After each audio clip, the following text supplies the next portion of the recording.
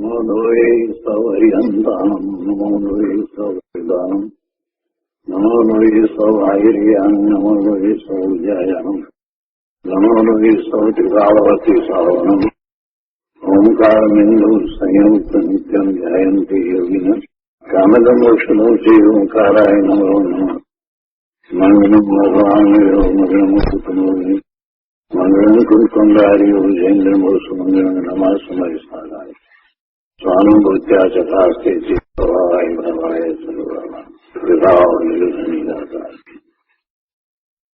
નિયમસાર ભગવાન કુંકુંદાચાર્ય રચિત નિયમસાર તથા મુનિવર પદ્મપ્રોગમલધારી દેવ રચિત તાત્પર્ય વૃત્તિ ટીકા એનો સ્વાધ્યાય ચાલે છે. નિયમસારમાં આ ચોથો અધિકાર વ્યવહાર ચારિત્રનો અધિકાર છે એનો સ્વાધ્યાય કરી રહ્યા છીએ. પહેલા જીવ અધિકાર, પછી અજીવ અધિકાર, તે પછી શુદ્ધભાવ અધિકાર અને આ ચોથો અધિકાર વ્યવહાર ચારિત્ર અધિકાર. ગાથા 56 થી આ વ્યવહાર ચારિત્ર અધિકાર શરૂ થયો. તો એમાં પહેલી 5 ગાથાની અંદર, એટલે ગાથા 56 થી ગાથા 60 સુધીમાં 5 મહાવ્રત વ્યવહારથી કઈ રીતે છે એનું સ્વરૂપ સમજાયું.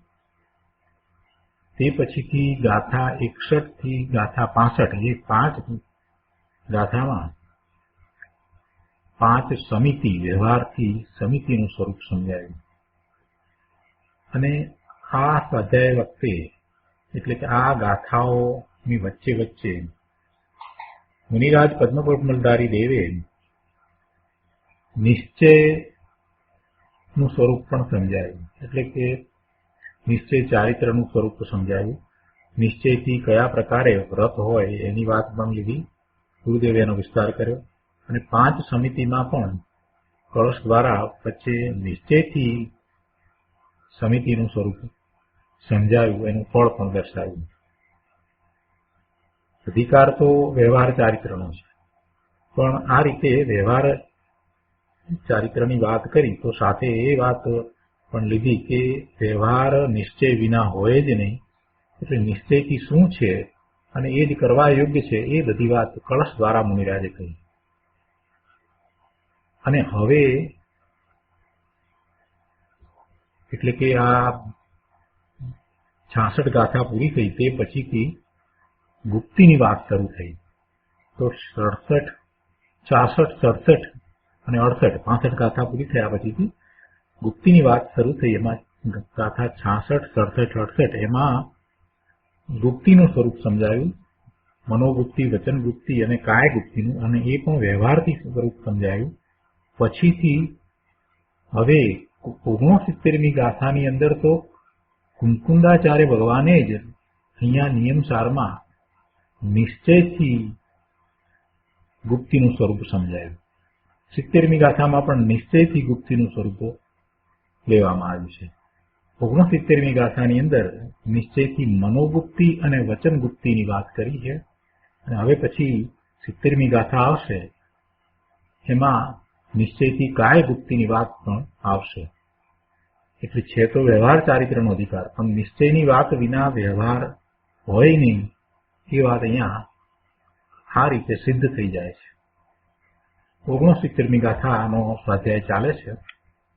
69મી ગાથામાં નિશ્ચય નયથી મનોગુપ્તીની અને વચનગુપ્તીની વાત કરી છે.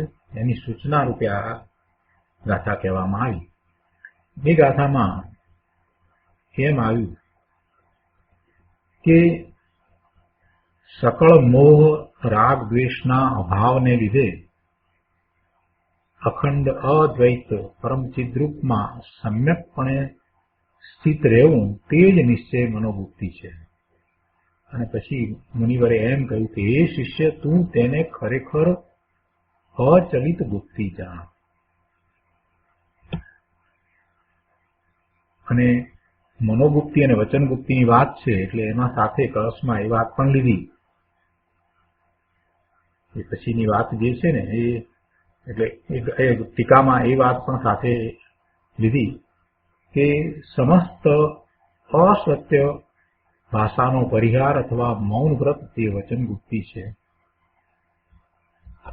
ટીકાની અંદર એ વાત પણ મુનિવરે સાથે લીધી કે સમસ્ત અસત્ય ભાષાનો પરિહાર અથવા મૌન વ્રત તે વચન ગુપ્તિ છે. મૂર્ત દ્રવ્યને ચેતનાનો અભાવ હોવાને લીધે અને અમૂર્ત દ્રવ્યને ઇન્દ્રિય જ્ઞાનથી અગોચર હોવાને લીધે બંને પ્રત્યે વચન પ્રવૃત્તિ થતી નથી. એમ કરી અને વચન ગુપ્તિ નિશ્ચયથી એટલે કે વચન બોલવા તરફ લક્ષ જવું જ નહીં, એવો વિકલ્પ થવો નહીં, એની કલ્પના કરી. અને પછી કહ્યું કે આ રીતે નિશ્ચય વચન ગુપ્તિનું સ્વરૂપ કહેવામાં આવ્યું છે.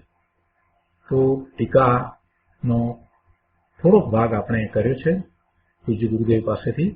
હવે વધારે વાત પૂજ્ય ગુરુદેવ પાસેથી સમજીએ. પ્રવચન રત્ન ચિંતામણી ભાગ 3.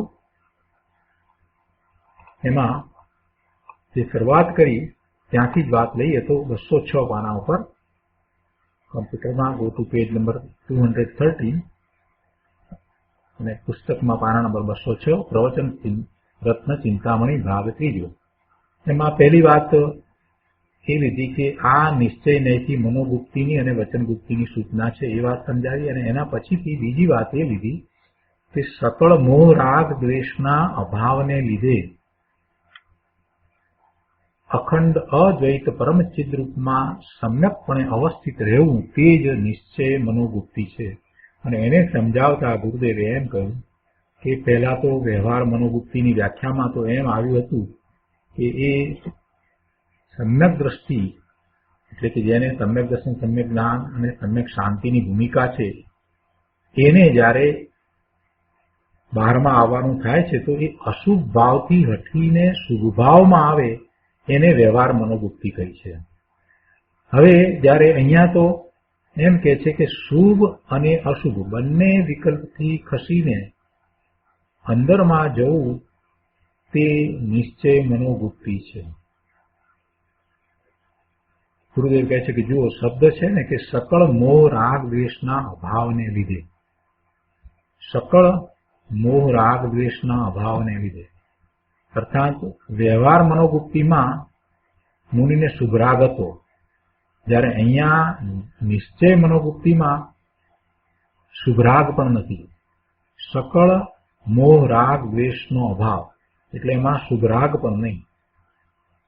વ્યવહાર મનોગુપ્તિમાં તો શુભ રાગ હતો, શુભ વિકલ્પ હતો, પણ આ નિશ્ચય મનોગુપ્તિમાં તો સકળ મોહ રાગ દ્વેષનો અભાવ છે.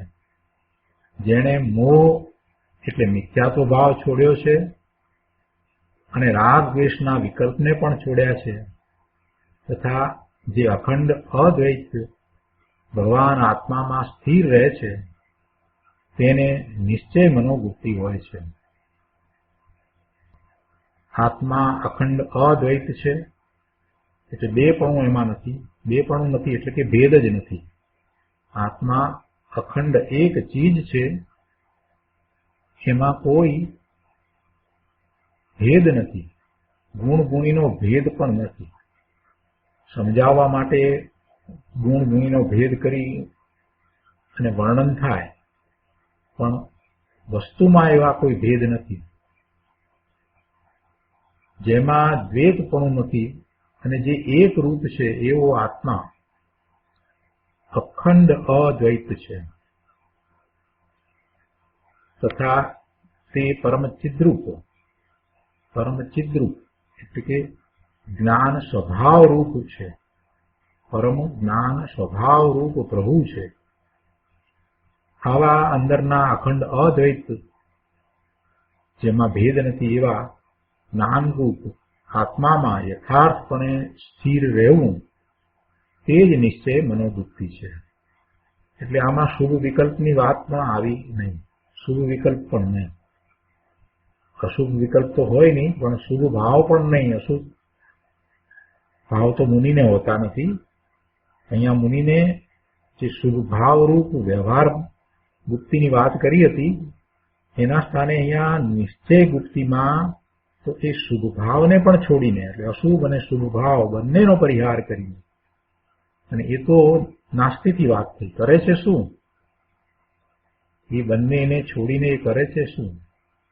તો કે પોતાનું અખંડ અદ્વૈત પરમ ચિદ્રૂપ સ્વરૂપ છે, પોતાનો જ્ઞાન સ્વભાવ છે, એવા આત્મામાં એ સ્થિર રહે છે. એ જ નિશ્ચય મનોબુદ્ધિ છે, અને આ જ સાચી મનોબુદ્ધિ છે, આ જ ધર્મ છે, આ જ નિશ્ચય ચારિત્ર છે, અને આ જ મોક્ષનો માર્ગ છે. કોઈ કહે કે આ તો બધી કેવળી થયેલાની વાતો છે, એટલે કે જેને કેવળ જ્ઞાન થયું એની વાત કરી. ગુરુદેવ કહે છે કે ભાઈ આ ક્યાં કેવળી થયેલાની વાત છે, આ તો મુનિ દશાની વાત છે. આ તો મુનિ દશાની વાત છે. મુનિ દશા કેવી ઉત્કૃષ્ટ હોય એની અહીંયા તો વાત કરી છે. ભાવલિંગી મુનિ પ્રચુર સ્વ સંવેદન સહિત સાતમે છઠ્ઠે ઝૂલે છે, એની અહીંયા તો વાત છે. કેવળી થવાના ઉપાય રૂપ મુનિ માર્ગ છે. કેવળ જ્ઞાન પ્રગટ થવાના ઉપાય રૂપ જે માર્ગ, એ જ મોક્ષનો માર્ગ, એ જ કેવળ જ્ઞાનની પ્રાપ્તિનો માર્ગ. તો એ માર્ગ એ મુનિ માર્ગ છે. એટલે મુનિ દશા વિના કેવળ જ્ઞાન હોય નહીં એમ કેવું છે. કોઈ એમ કહે કે ગૃહસ્થને કેવળ જ્ઞાન થઈ ગયું, તો એમ હોય નહીં. કેવળ જ્ઞાન થવાના ઉપાય રૂપ મુનિ માર્ગ છે. કોઈને ઘરમાં બેઠા બેઠા કેવળ જ્ઞાન થઈ જાય, અને કોઈને હાથી ઉપર બેઠા બેઠા, એમ શક્ય જ નથી. એ બધી વાત સંપ્રદાયમાં જે વાત આવે છે ત્યાં સમજ્યા વિનાની વાત છે. શાસ્ત્રના અભ્યાસ વિના કોઈએ મતિ કલ્પના એ વાત લખી દીધી છે. સમ્યક દર્શન થઈ શકે એવા સંયોગો હોય તો તે પોતાના સ્વરૂપમાં ચાલ્યા જાય, એટલે સ્વરૂપનો સ્પર્શ થાય. પણ કેવળ જ્ઞાન કઈ એમ થાય નહીં. મુનિ દશા વિના, નિર્ગ્રંથ મુનિ થયા વિના 28 મૂળ ગુણ સહિત નગ્ન દિગંબર એવું બાહ્ય દ્રવ્યલિંગ હોય, અને આત્માના પ્રચુર સ્વસંવેદન સહિત એવું ભાવલિંગ હોય, એવી મુનિ દશા હોય જે સાતમે છઠ્ઠે થઈ રહ્યા છે. એ જ્યારે પછી વધારે વિશેષ ઉગ્ર પુરુષાર્થ કરે છે તો સાતમા ગુણસ્થાનના બીજા ભાગમાં એ શ્રેણી ચડે છે, અને શ્રેણી ચડે છે, અને એમાં પણ ક્ષપક શ્રેણી ચડે છે. 10મે ગુણસ્થાને આવે છે, તે પછીથી 12મે ગુણસ્થાને આવે છે, અને પછી કેવળ જ્ઞાન પ્રગટ થાય છે. એટલે આ તો કેવળી થવાના ઉપાયરૂપ નિમાર્ગ, એની અહીંયા તો વાત છે. તો એમાં કેવી દશા એમની હોય છે એ અહીંયા તો કહ્યું છે. ગુરુદેવ કહે છે કેવળી થવાના ઉપાયરૂપ મુનિ માર્ગ છે, તેની દશા આવી હોય એમ મુનિ દશાની વાત છે. જે સાધક જીવ છે એને પહેલા શ્રદ્ધામાં તો લેવું પડશે ને કે સાધુપણું કેવું હોય, સાચું સાધુપણું કેવું હોય. સાધુપણું એટલે સાચું, એટલે સાચી મુનિ દશા કેવી હોય. સાચું સત્ય મુનિપણું કેવું હોય. અજ્ઞાનીને તો કાંઈ ભાન ન હોય, અને બાહ્ય ત્યાગ કરીને માને કે પોતે સાધુ થઈ ગયા. વસ્તુ સ્વરૂપ એમ નથી. દિનેશ્વર ભગવાનના જ્ઞાનમાં જેમ પરમ સત્ય પ્રકાશ્યું છે તે પ્રમાણે પરંપરાએ આ જ્ઞાન, મુનિઓની પરંપરાએ આ જ્ઞાન આપણા સુધી પહોંચ્યું છે. તેમાં તો એ વાત સ્પષ્ટ છે કે આત્માનું સ્વરૂપ જેવું છે એવું સ્વરૂપ અનુભવ સહિત જાણ્યા વિના, એટલે કે સમ્યક દર્શન પ્રગટ કર્યા વિના સમ્યક ચારિત્ર હોય જ નહીં. એટલે વસ્તુ સ્વરૂપના ભાન વિના એવું ચારિત્ર, એવી મુનિદશા, એવું સાધુપણું તો હોય જ નહીં. છતાંય કોઈ એમ માને, સમ્યક દર્શન વિના પોતાને મુનિ કહેવડાવે, તો એને તો એ મિથ્યાત્વનો પ્રસંગ આવશે. એટલે ગુરુદેવ અહીંયા કહે છે કે વસ્તુ સ્વરૂપના ભાન વિના એવા સાધુપણામાં તો નુકસાન છે. જ્યારે આ તો તારા અહિતના નાશની વાત છે. તારા અહિતના નાશની વાત અહીંયા તો કરી છે કે સાચું મુનિપણું આવું હોય, સમ્યક દર્શન પ્રગટ કરી અને એવી મુનિ દશાને તું અંગીકાર કર. એ જ મોક્ષનો માર્ગ છે. અહીંયા કહે છે કે ભગવાન આત્માનો પોતાનો સ્વભાવ શુદ્ધ આનંદમય અખંડ અદ્વૈત અને પરમ જ્ઞાન રૂપ છે. આત્મા તો પરમ જ્ઞાન રૂપ જ છે. તેનું સ્વરૂપ જાણવાના સ્વભાવમય જ છે. તેનું સ્વરૂપ જાણવાના સ્વભાવમય જ છે, એટલે કે પોતે હંમેશા જ્ઞાન જ કરે છે, જાણે જ છે. કાંઈ બીજું અન્ય કરવાનો એનો સ્વભાવ નથી. ભગવાન આત્મા પોતે જ્ઞાન સ્વરૂપ છે અને એ ચેતન હંમેશા જ્ઞાન કરે જ છે. તેનું સ્વરૂપ જાણવાના સ્વભાવમય જ છે, એટલે કે જ્ઞાન કરવું એ એનો સ્વભાવ છે. અને એવા પોતાના જ્ઞાન સ્વરૂપમાં સ્થિર રહેવું એને નિશ્ચય મનોવૃત્તિ કહી છે કે તેનું સ્વરૂપ જાણવાના સ્વભાવમય જ છે. એનું સ્વરૂપ તો એવું જ છે, જાણવાના સ્વભાવમય સ્વરૂપ છે. અને તેમાં સમ્યક પ્રકારે સ્થિર રહેવું તે નિશ્ચય મનોવૃત્તિ છે. પોતે પરમ જ્ઞાન રૂપ છે, જાણવા વાળો જ છે, બીજું કાંઈ કરવા વાળો નથી, વિકલ્પ કરવા વાળો પણ પોતે નથી. માટે પોતે પોતાના જ્ઞાન સ્વભાવમાં સમ્યક પ્રકારે સ્થિરતા કરે તેનું નામ જ નિશ્ચય ચારિત્ર, એ જ નિશ્ચયથી મનોવૃત્તિ છે. હવે આગળ કહે છે કે હે શિષ્ય, તું તેને ખરેખર અચલિત મનોવૃત્તિ જાણ. આ નિશ્ચય મનોવૃત્તિનું સ્વરૂપ સમજાવી અને મુનિવર કહે છે કે હે શિષ્ય, તું તેને ખરેખર અચલિત મનોવૃત્તિ જાણ. મૂળ ગાથાના બીજા પદમાં જાણી શબ્દ છે ને, કુંકુંદાચાર્ય ભગવાનની ગાથા છે ને, એની આ ટીકા છે. મુનિવરે આ જે કાઢ્યું કે હે શિષ્ય, તું તેને ખરેખર અચલિત મનોવૃત્તિ જાણ, તો એ કઈ રીતે કાઢ્યું એમાંથી, એ વાત ગુરુદેવ અહીંયા સમજાવે છે કે મૂળ ગાથાના બીજા પદમાં જાણી શબ્દ છે. એટલે તેમાંથી ટીકાકાર મુનિવર પદ્મપદ્મલધારી દેવે એમ કાઢ્યું કે હે શિષ્ય, તું તેને ખરેખર અચલિત મનોવૃત્તિ જાણ. જે કુંકુંદાચાર્ય પોતે કહે છે કે જાણી તમ મનોવૃત્તિ, તો ગાથામાં કહ્યું, તો એના ઉપરથી આ વાત લીધી કે આમ તું જાણ કે આને મનોવૃત્તિ કહેવાય. એટલે કે જેને મન સંબંધી વિકલ્પ નથી અને જેને અંદરમાં અખંડ આનંદ અભેદ ચિદરૂપમાં લીનતા છે, પોતાના અખંડ જ્ઞાન સ્વભાવી આનંદ સ્વભાવી ભગવાન આત્મામાં લીનતા છે, તેને સાચી મનોવૃત્તિ છે એમ કહેવામાં આવ્યું છે. જાણી જાણ અને એમ જાણ એમ શબ્દ છે. આચાર્ય ભગવાને, કુંકુંદાચાર્ય ભગવાને એમ જાણી શબ્દ મૂક્યો છે. તો આચાર્ય ભગવાન કોઈને કહે છે ને, એનો અર્થ એવો થયો ને એમ જાણ. જાણ એટલે આ તો આજ્ઞાવાચક થયું. જાણ, એમ જાણ અથવા તો ઉપદેશાત્મક થયું.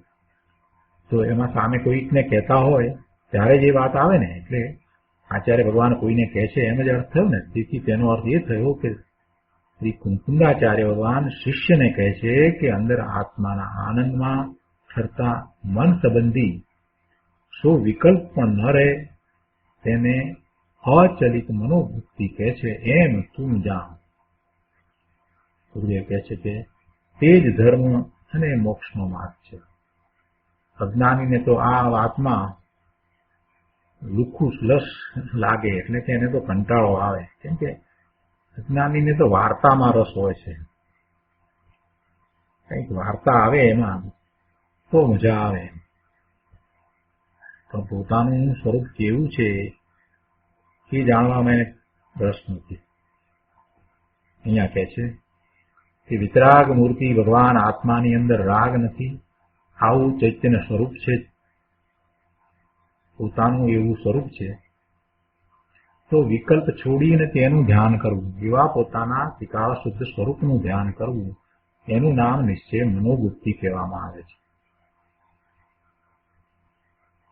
દિનેશ્વર વિતરાગનો માર્ગ બહુ અલૌકિક છે. પરમેશ્વર ત્રિલોકનાથ પરમાત્માએ કહેલો આ વિતરાગ માર્ગ કોઈ જુદી જાતનો છે, એ લૌકિક નથી, અલૌકિક છે. અત્યારે તો ગુરુદેવ કહે છે કે બહુ ગરબડ ચાલે છે, લોકોએ બહારમાં ધર્મ માની લીધો છે. બહારમાં ધર્મ માની લીધો છે એટલે આત્માની તો કોઈ વાત નહીં, સ્વભાવમાં ધર્મ માની લીધો છે.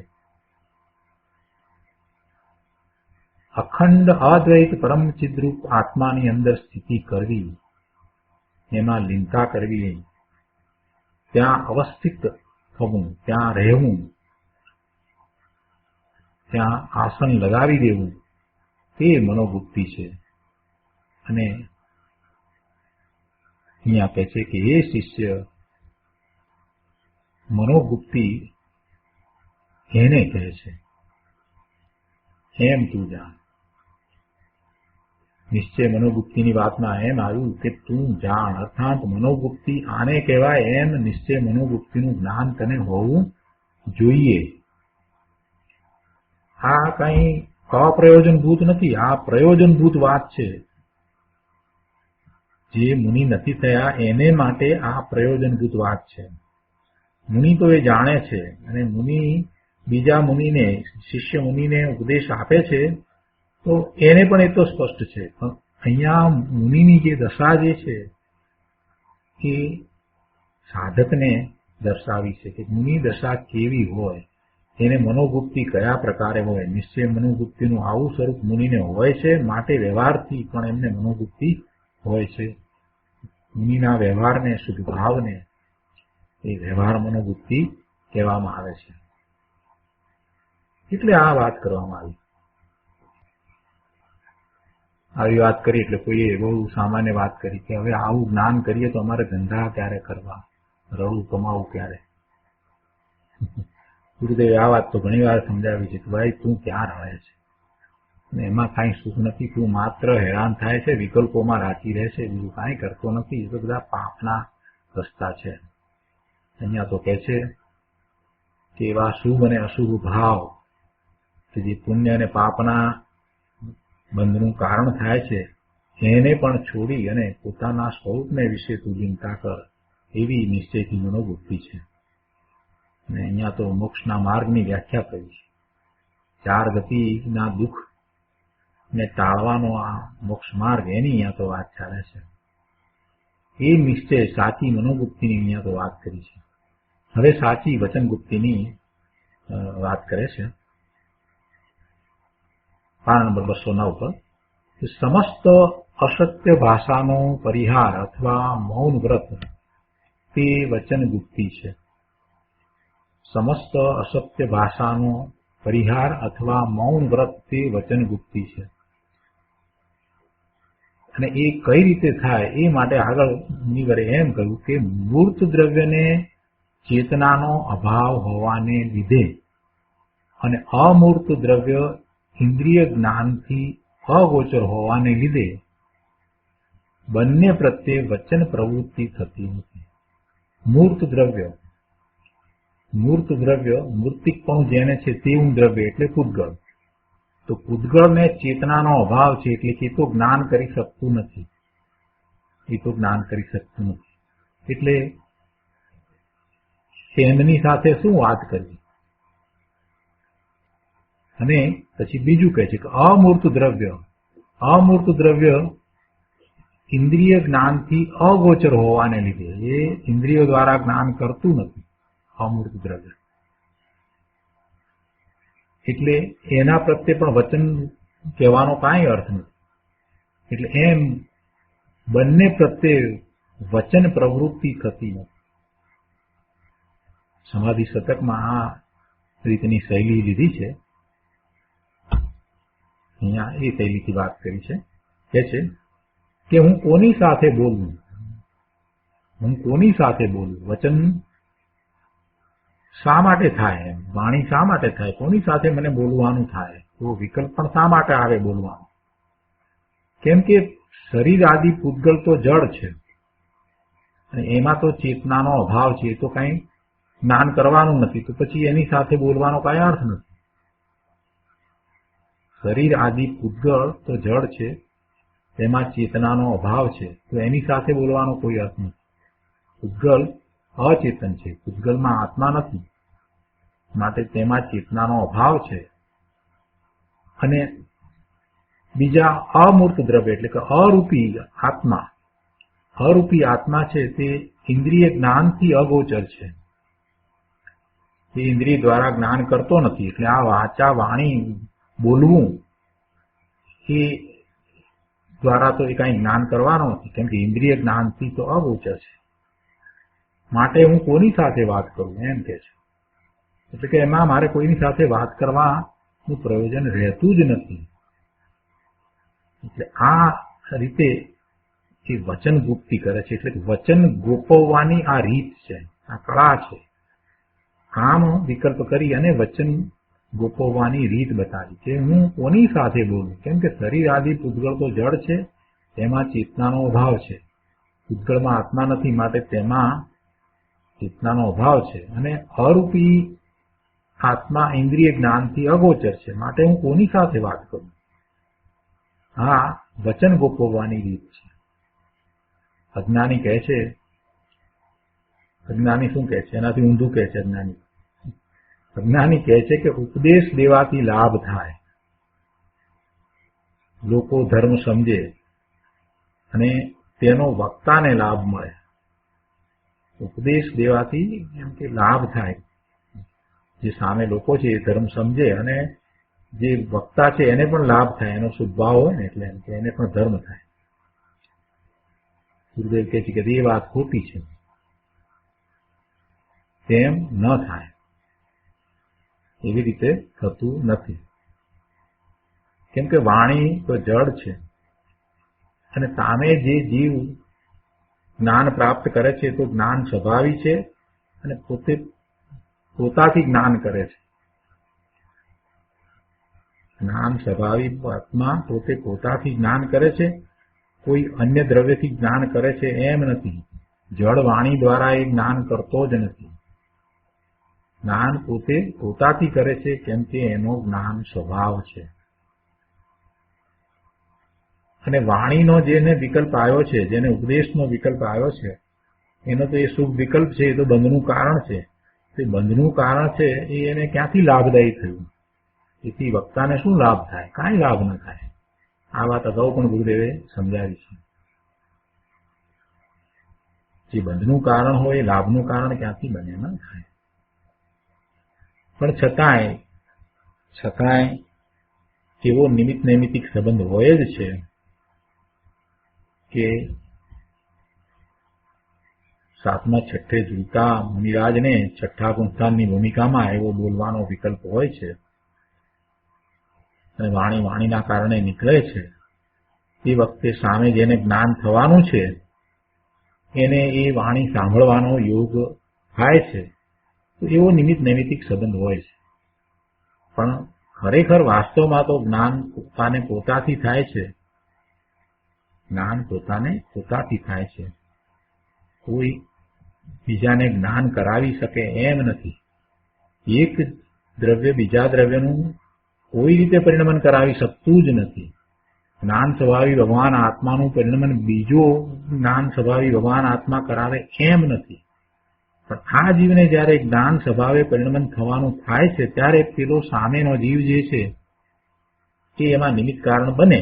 જેમ કે ભગવાનની વાણી, તીર્થંકર ભગવાનની વાણી એ આપણને ભાવશ્રુત પ્રગટ કરવામાં નિમિત્ત કારણ બને. પણ એ ભાવશ્રુત પ્રગટ થાય છે એ તો આપણી પોતાની યોગ્યતાથી થાય છે. આપણો જ્ઞાન સ્વભાવ છે ને એ વખતે એવી યોગ્યતા છે તો થાય છે. અહીંયા આગળ વાત કરે છે. એ જ રીતે પૈસાની વાતમાં પણ એમ જ છે. એમ કરીને ગુરુદેવે એ વાત પણ સમજાવી છે. એ રીતે કોણ પૈસા આપે ને કોણ લે એ તો જ્યાં જવાના હોય ત્યાં જાય. જડના રજકણો જે ઠેકાણે ગોઠવાવાના હશે ત્યાં ગોઠવાશે. પણ પૈસા આપનારા પૈસા આપે માટે તે વપરાય એમ નથી.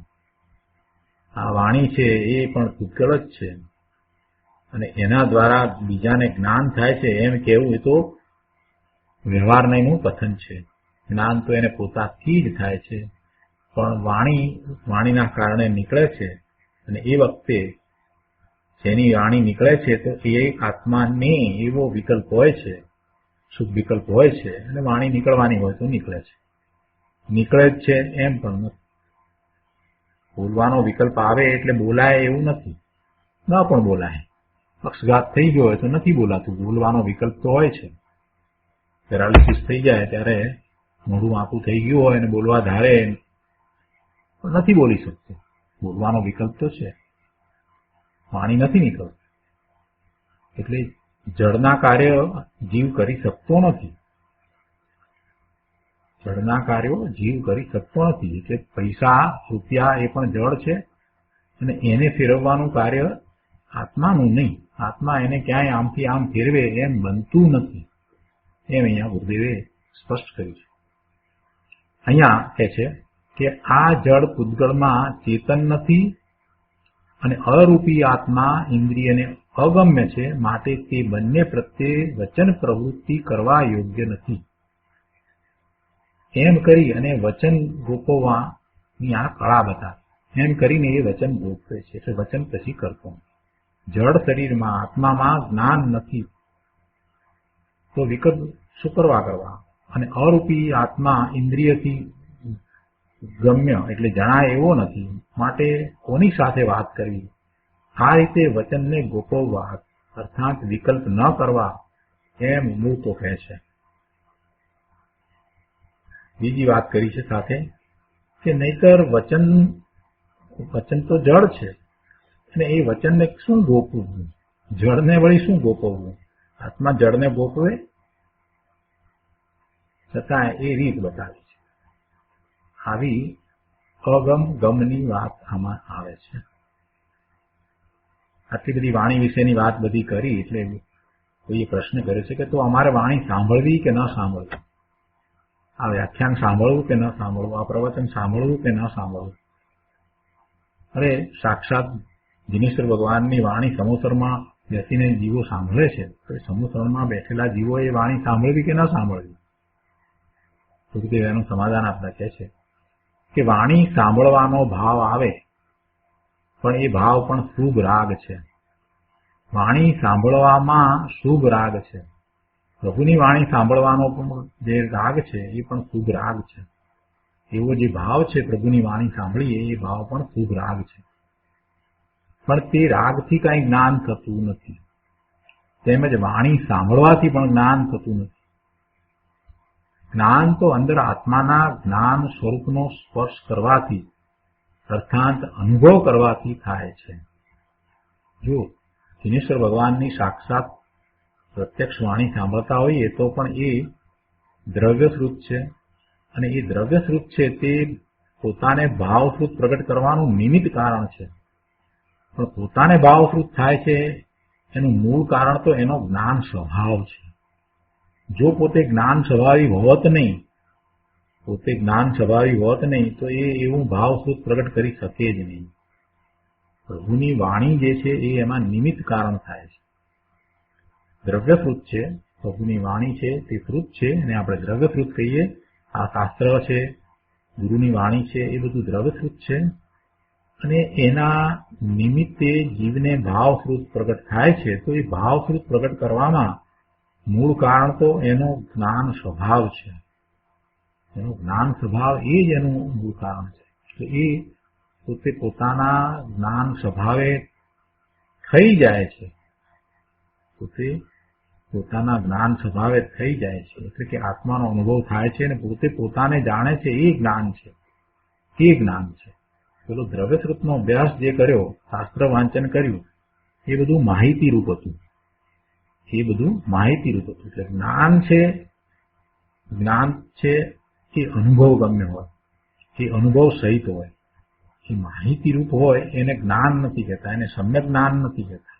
આત્માનું જ્ઞાન જે અનુભવ સહિત થાય છે એ જ્ઞાન છે, એ સાચું જ્ઞાન છે, એ સમ્યક જ્ઞાન છે. બાકી બીજું બધું જે છે તે માહિતી રૂપ છે. તો માહિતી જે છે એ તો વિકલ્પ સહિત છે.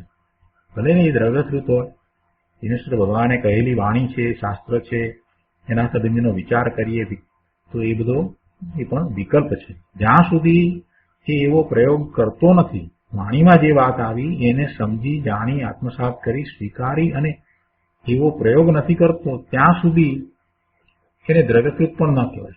કેમ કે ભાવશ્રુત પ્રગટ કરે તો એને માટે એ દ્રવ્યશ્રુત છે.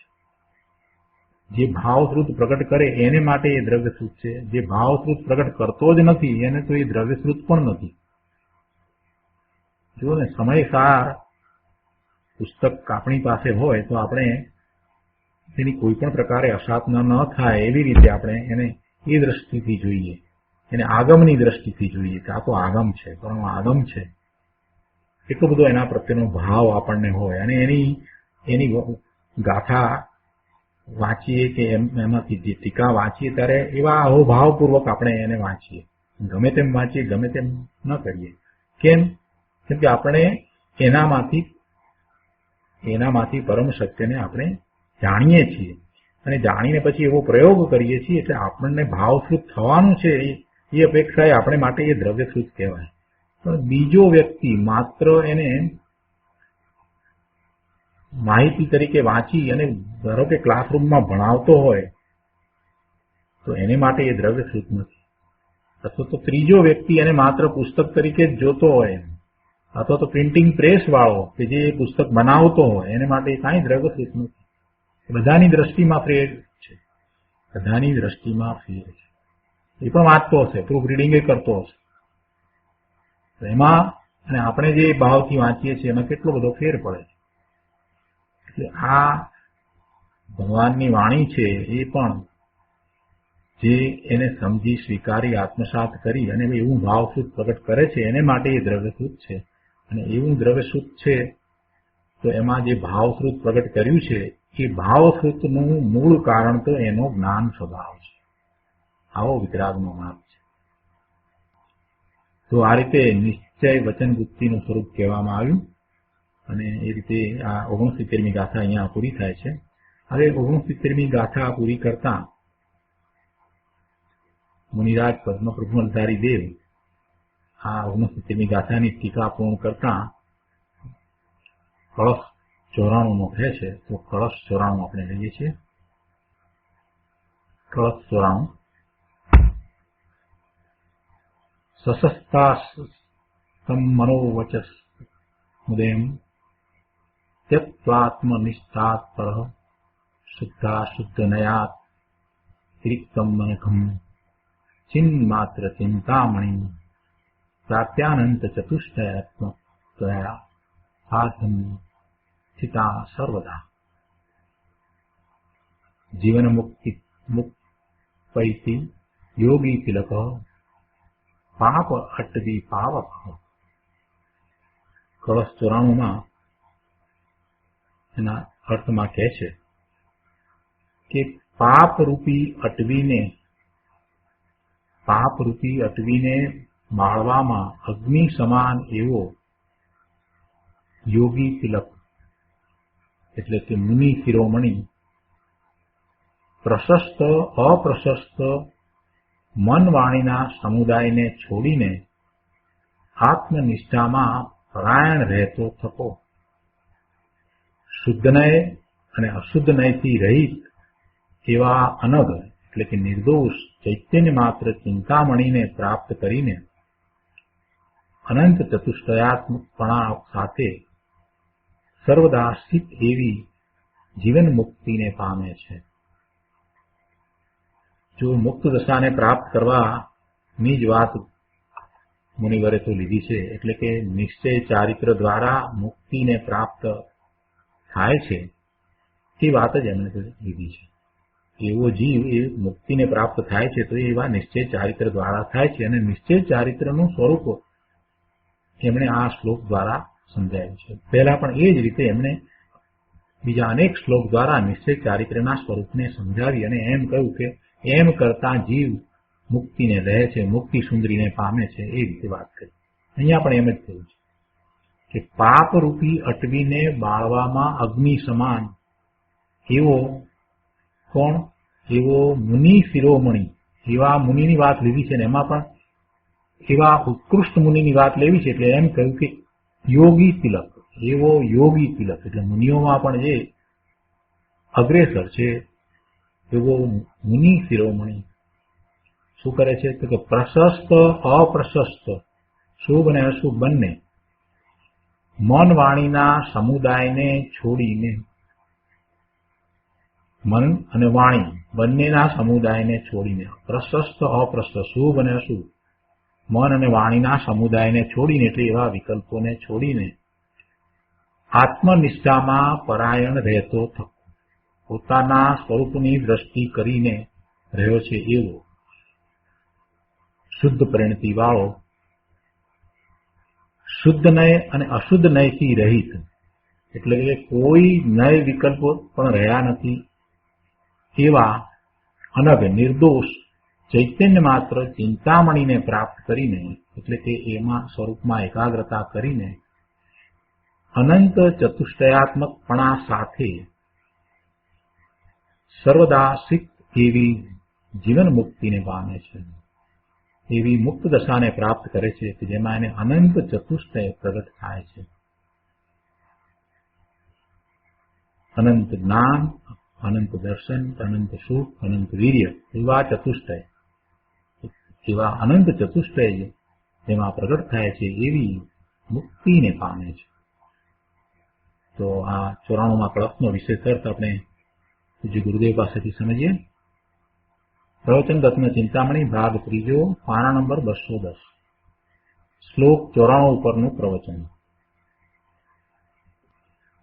મુનિપણું કેવું હોય? યોગીના તિલક એમ વાત કરી છે ને, એટલે ગુરુદેવ કહે છે કે મુનિપણું કેવું હોય? જે મુનિપણું મુક્તિ સુધી પહોંચે છે એ મુનિપણાની વાત કરી છે. એવું મુનિપણું યોગીના તિલક મુનિ કેવા હોય? તો કહે છે કે પાપ રૂપી અટવીને બાળવામાં અગ્નિ સમાન એવો યોગી તિલક. ગુરુદેવ કહે છે કે મુનિ એને કહીએ કે જે પુણ્ય પાપના વિકલ્પને બાળવામાં સમર્થ છે, પુણ્ય પાપના વિકલ્પને બાળવામાં સમર્થ છે. એટલે કે એવા પુણ્ય પાપના વિકલ્પ એને હવે ઉત્પન્ન થાય જ નહીં. અહીંયા બંને વાત લીધી છે. પુણ્ય પાપના વિકલ્પને બાળવામાં સમર્થ છે. પુણ્ય અને પાપના વિકલ્પ એટલે શુભ અને અશુભ વિકલ્પ એને હવે ઉત્પન્ન જ ન થાય એવું એનું ચારિત્ર હોય. પાપ એટલે પુણ્ય અને પાપ બંને એમ કે છે. પાપને માટે પુણ્ય ને પાપને બંનેને પાપ ગયા છે અપેક્ષાએ. બંને બંધના કારણ છે અને બંને આત્મપ્રદેશોનું કંપન કરાવનારા છે. તે છે કે તેને બાળવામાં અગ્નિ સમાન એવો યોગી તિલક પ્રશસ્ત અપ્રશસ્ત મન વાણીના સમુદાયને છોડીને આવો યોગી પ્રશસ્ત અપ્રશસ્ત મન વાણીના સમુદાયને છોડીને જુઓ શુભ અને અશુભ એવા મનના વ્યાપારને તેમજ શુભ અશુભ એવા વાણીના વ્યાપારને, મન અને વાણી બંનેના એવા શુભાશુભ વ્યાપારને છોડીને અર્થાત મન સંબંધી અને વાણી સંબંધી શુભ અને અશુભ બંને પ્રકારના વિકલ્પને છોડીને એમ કહેવું છે. એમ કરીને એ પાપરૂપી અટવીને બાળે છે. અહીંયા પાપરૂપી અટવીને બાળે છે એટલે પાપમાં અહીંયા પુણ્ય ને પાપ બંને લઈ લીધા છે. કેમ કે એ છેવટે ભવના ભ્રમણ કરાવનાર જ છે. પુણ્યનો બંધ હોય કે પાપનો બંધ હોય, છેવટે બંધ તો બંધ જ છે. સોનાની બેડી હોય કે લોખંડની બેડી હોય, બંને બાંધવાનું જ કામ કરે. અહીંયા કહે છે કે પાપ રૂપી અટવી એટલે પુણ્ય પાપના સંકલ્પ વિકલ્પ રૂપી મોટું વન, અને તેને બાળવામાં અગ્નિ સમાન કોણ છે? મુનિ છે. મુનિ અગ્નિ સમાન છે એટલે કે મુનિ એવા પોતાના ચારિત્ર્ય વર્તે છે, પોતાનું નિશ્ચય ચારિત્ર છે એવા નિશ્ચય ચારિત્રે પોતે થઈ જાય છે. એમ છતાં એ પુણ્ય પાપના વિકલ્પ ઉઠતા જ નથી. કે પુણ્ય પાપના સંકલ્પ વિકલ્પ રૂપી મોટું વન કયું છે, અટવી કઈ છે? કોઈ સમય એવો નથી જીવને માટે જ્યારે એ બહારમાં છે ત્યારે. એમાં મિથ્યા દ્રષ્ટિ તો ક્યારેય સ્વરૂપમાં ગયો જ નથી. એટલે એને તો શુદ્ધ ભાવનું તો ભાન જ નથી, એટલે એ તો અશુદ્ધ ભાવમાં જ હોય છે. તો અશુદ્ધ ભાવમાં શુભ અશુભ શુભ અશુભ શુભ અશુભ થયા જ કરે છે. એટલે કોઈ સમય ખાલી જતો નથી કે જ્યારે એ શુભ કે અશુભ ભાવ કરતો ન હોય. જે કોઈ વિકલ્પ છે એ કાં તો શુભ છે ને કાં તો એ અશુભ ભાવ સહિત જ છે. એટલે કેટલા વિકલ્પ, સવારે ઉઠીએ ત્યાંથી રાત્રે સુઈ જઈએ ત્યાં સુધીમાં કેટલા વિકલ્પ થાય. એવા વિકલ્પ રોજ થાય તો એને શું કહ્યું? એને મોટું વિકલ્પોનું વન કહ્યું. સંકલ્પ વિકલ્પ રૂપી મોટું વન કે જેમાં પુણ્ય પાપના બંધ પડે છે. તો એવા વનને બાળવામાં કોણ સમર્થ છે? મુનિ સમર્થ છે. સ્વરૂપના અતિન્દ્રિય આનંદમાં રહેનાર એવા મુનિ શિરોમણી પુણ્ય પાપના વનને બાળીને રાહત કરે છે. અંદર શ્લોકમાં છે ને કે મુનિને યોગ તિલક કયા છે ને, તો યોગ તિલક અર્થાત યોગીમાં પણ શિરોમણી, મુનિઓમાં પણ શિરોમણી. પ્રશસ્ત અપ્રશસ્ત મનવાણીના સમુદાયને છોડીને આત્મનિષ્ઠામાં પરાયણ રહેતો થકો. આ ત્રીજી વાત લીધી. પહેલી વાત તો એ લીધી કે પાપરૂપી અટવીને બાળવામાં અગ્નિ સમાન એવો યોગી તિલક. પ્રશસ્ત અપ્રશસ્ત મનવાણીના સમુદાયને છોડીને, અને ત્રીજી વાત હવે કહે છે કે આત્મનિષ્ઠામાં પરાયણ રહેતો થકો. એ પ્રશસ્ત અપ્રશસ્ત મનવાણીના સમુદાયને છોડીને એ તો નાસ્તિથી વાત કરી, પણ અસ્થિથી એ કરે છે શું?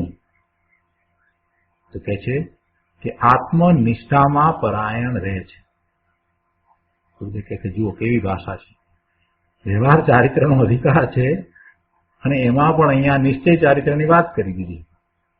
આત્મનિષ્ઠામાં પરાયણ રહેતો હતો. આ પદ્મપ્રભુધારી દેવની આ ટીકા અદભુત છે અને એમને એટલા બધા કળશ જે લખ્યા છે તો એ એવા ભાવમાં હતા એટલે લખ્યા છે. અને એટલી બધી સ્પષ્ટતા એટલે જ થઈ છે કે પોતાને પણ એવો જ ઉઘાડ હતો. એટલે આ વ્યવહાર ચારિત્રની અંદર આવી નિશ્ચય ચારિત્રની વાત એમણે કરી દીધી છે. એમાં કઈ વિષયાંતર નથી થયું, પણ વ્યવહાર ચારિત્ર એને જ હોય કે જેને નિશ્ચય ચારિત્ર હોય. પછી નિશ્ચય ચારિત્રની વાત લીધું તો એમ કહ્યું કે ખરેખર કરવા યોગ્ય શું છે? તો કે આવું નિશ્ચય ચારિત્ર પ્રગટ કરવા યોગ્ય છે ને મુનિ તો એ જ કરે છે. આવી કથની આવી મુનિઓને જ હોય છે, એવા મહાપુરુષોને હોય છે. મુનિરાજ પદ્મકમલધારી દેવ હોય કે યોગીન્દ્ર દેવ હોય કે અમૃતચંદ્રાચાર્ય ભગવાન હોય, જયસેનાચાર્ય ભગવાન હોય, અમિત કતિજી આચાર્ય ભગવાન હોય, ઉમા સ્વાતિજી ભગવાન, આ બધાએ આ રીતે પ્રભુની વાણી આપણા સુધી પહોંચાડી છે. મુનિઓની સંતોની કથન પદ્ધતિ જ જુદી જાતની છે કે આત્મનિષ્ઠામાં પરાયણ રહેતો થકો, અર્થાત શુદ્ધ ચૈતન્ય આનંદ સ્વરૂપ એવા આત્મામાં મુનિ તત્પર છે.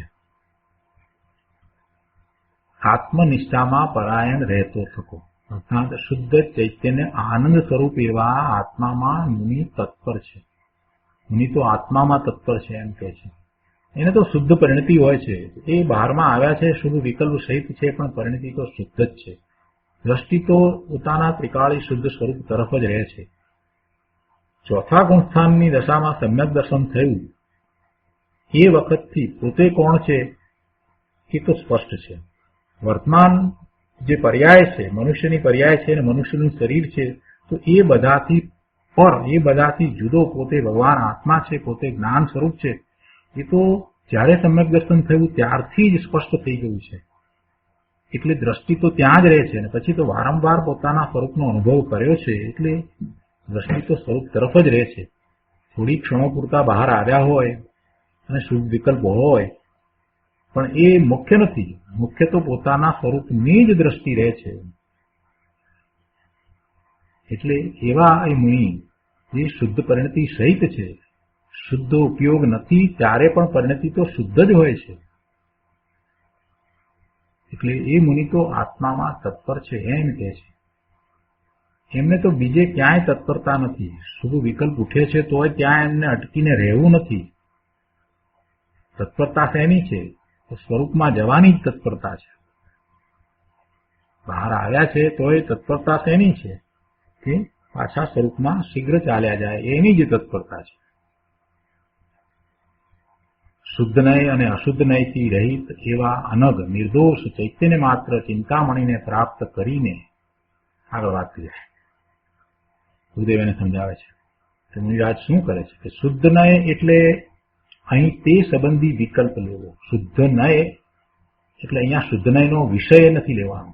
સમયસારમાં જયારે શુદ્ધ નયની વાત કરી ત્યારે ત્યાં એમ પણ વાત કરી કે શુદ્ધ નય કહેતા શુદ્ધ નયનો વિષય પોતાનું ત્રિકાળ શુદ્ધ સ્વરૂપ છે, જે દ્રષ્ટિનો વિષય છે. શુદ્ધ નય આદરણીય છે એમ ત્યાં જે કહેવામાં આવ્યું ત્યારે એ શુદ્ધ નયનો વિષય પોતે ભગવાન આત્મા એ આદરણીય છે એ રીતે ત્યાં એ અપેક્ષાથી વાત કરી હતી. અહીંયા શું કહેવું છે? વિકલ્પને છોડવો છે. આ નય જે છે તે જ્ઞાનનો અંશ છે, તો એવો વિકલ્પ શુદ્ધ નય અને અશુદ્ધ નયથી રહિત એટલે એવા વિકલ્પને ગુરુદેવ એને અહીંયા સ્પષ્ટ કરે છે. એમ કહ્યું ને કે શુદ્ધ નય અને અશુદ્ધ નયથી રહિત એવા અનગન કે નિર્દોષ ચૈતન્ય માત્ર ચિંતામણીને પ્રાપ્ત કરીને. કોઈને એમ થાય કે શુદ્ધ નયને પણ છોડવાની વાત, પણ છોડવાનું શું છે? છોડવાનો તો વિકલ્પ છે. શુદ્ધ નય એટલે અહીં તે સંબંધી વિકલ્પ લેવો. હું શુદ્ધ છું, હું આનંદ સ્વરૂપ છું એવો વિકલ્પ તે શુદ્ધ નય અને અશુદ્ધ નય કહેતા રાગ પર્યાય સ્વભાવમાં છે. રાગ પર્યાય સ્વભાવમાં છે એવો વિકલ્પ. તો આ બંને શુદ્ધ નય અને અશુદ્ધ નયના વિકલ્પથી રહિત એવા નિર્દોષ અનગ એટલે નિર્દોષ, અગ એટલે પુણ્ય અને પાપ બંને, અને આ તો અનઘ એટલે નિર્દોષ. તો એ વિકલ્પથી રહિત એવા અનગ નિર્દોષ ચૈતન્ય માત્ર ચિંતામણીને પ્રાપ્ત કરીને. અહીંયા તો સીધી જ વાત લઈ લીધી કે એને પ્રાપ્ત કરી લે છે. પોતાના ત્રિકાળ શુદ્ધ સ્વરૂપને એ ધ્યાવે છે, સાધે છે, એકાગ્રતા કરે છે એમ નહીં. અહીંયા તો એ વાત કરી કે એને પ્રાપ્ત કરી લે છે. એવા ચૈતન્ય ચિંતામણીને પ્રાપ્ત કરે છે. એટલે એનો અર્થ એ થયો કે એમની દ્રષ્ટિ તો ત્યાં રહેતી જ હતી અને એમને એ પ્રાપ્ત થઈ જાય છે.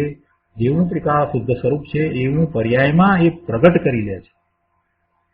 ચૈતન્ય ચિંતામણીને પ્રાપ્ત કરીને, ચૈતન્ય સ્વરૂપ ભગવાન આત્મા ચિંતામણી રત્ન છે, તેમાં કેમ કે તેમાં જેટલી એકાગ્રતા થાય તેટલા શાંતિ અને આનંદ મળે છે. તો આવો ચૈતન્યમણી રત્ન ભગવાન આત્મા છે. તો એને પ્રાપ્ત કરીને શું કરે છે? તો કે એ અનંત ચતુષ્ટયાત્મકપણા સાથે સર્વદા સ્થિત એવી જીવન મુક્તિને પામે છે. એને પ્રાપ્ત કરીને એ મુક્ત દશાને પ્રાપ્ત કરી લે છે. અને મુક્ત દશા કેવી છે? તો અનંત ચતુષ્ટય સહિત છે, એને પ્રાપ્ત કરી લે છે. પણ આવો ચિંતામણી રત્ન ભગવાન આત્મા છે તો પણ એને અજ્ઞાનીએ પામર તરીકે માન્યો છે. અજ્ઞાનીને તો હજી પામરતા પડી છે. પોતે ભગવાન આત્મા આવો છે એમ નથી, અને પોતે પોતાને પામર માને છે. ગુરુદેવ કહે છે કે જે જીવ ઉલ્લસિત થઈને શુભ અને અશુભ ભાવમાં રોકાણો છે, જે જીવ ઉલ્લસિત થઈને શુભ અને અશુભ ભાવમાં રોકાણો છે, તેને આત્મારૂપી ચિંતામણી રત્નની કિંમત નથી. જે શુભ ને અશુભ ભાવમાં રોકાયો છે એને પોતાના ચિંતામણી સમાન આત્માની કિંમત નથી.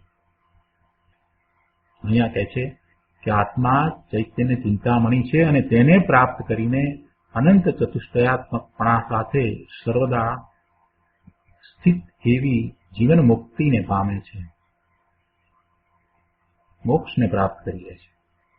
જે જીવ આત્મામાં પરાયણ છે તેને આવી દશા પ્રાપ્ત થાય છે.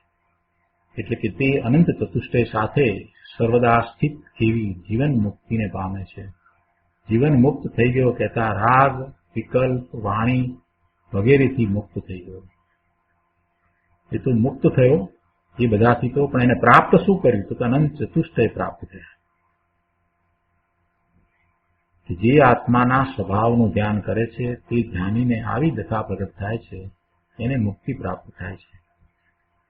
આ રીતે આ કળશમાં મોક્ષનો માર્ગ અને તેનું ફળ મોક્ષ એ બંને વાત આવી જાય છે. તો આ રીતે 94મો કળશ અહીંયા આપણે પૂરો કરીએ છીએ અને આજનો સ્વાધ્યાય અહીંયા સુધી રાખીએ છીએ. હવે આના પછીથી ગાથા 70 આવશે અને એની અંદર નિશ્ચયથી કાય ગુપ્તિનું સ્વરૂપ કહેવામાં આવ્યું છે. તો એ આપણે આવતા સ્વાધ્યાયમાં લઈશું. આજનો સ્વાધ્યાય અહીંયા સુધી રાખીએ છીએ. હવે સુખધામ બોલીએ.